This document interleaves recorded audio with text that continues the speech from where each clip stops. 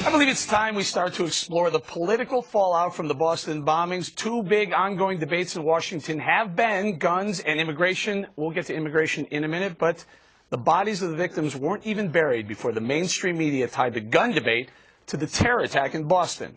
Like NBC's Meet the Press this weekend, David Gregory's attempt to reignite the gun debate by bringing it up during a segment titled Terror in Boston made him and the show look small, cheap, and desperate. And check out this absurd comment Senator Dianne Feinstein offers when asked about the need for guns as protection against bad guys. Watch. There was a real concern that this fellow might be on the loose, might break into their house, might take hostages. Would people like to have had guns?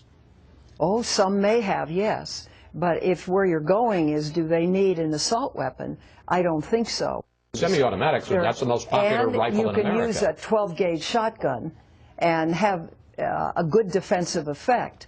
And there's the element of surprise. Well, all due respect to you, Senator Feinstein, I'd rather have my Kimber semi-automatic than her on my hip when terror comes knocking on my door. Let's bring it around, Kimberly. Quick round on guns. Your thoughts? Well, I'm traumatized by the Feinstein on your hip. Well, but I like the Kimber choice.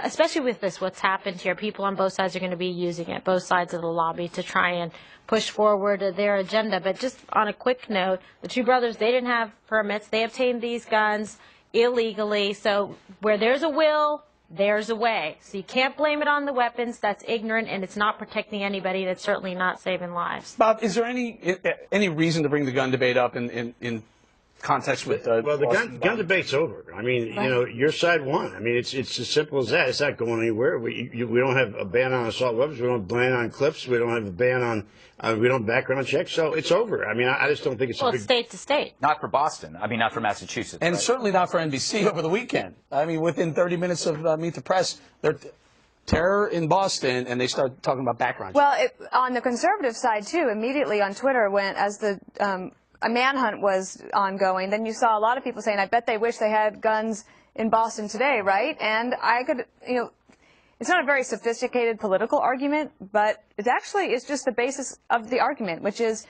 guns aren't killing people. You need them, the people are killing people. You want the guns to protect yourself, and what are you going to do? Ban pressure cookers from being sold in the market? It gets down to that kind of logic for people, and so that's why the political debate is tougher for them. I think you need to let the people of Boston decide how they feel about this, because they do have strict gun control, and it seems to me that in times like this, gun control turns its citizens into sitting ducks.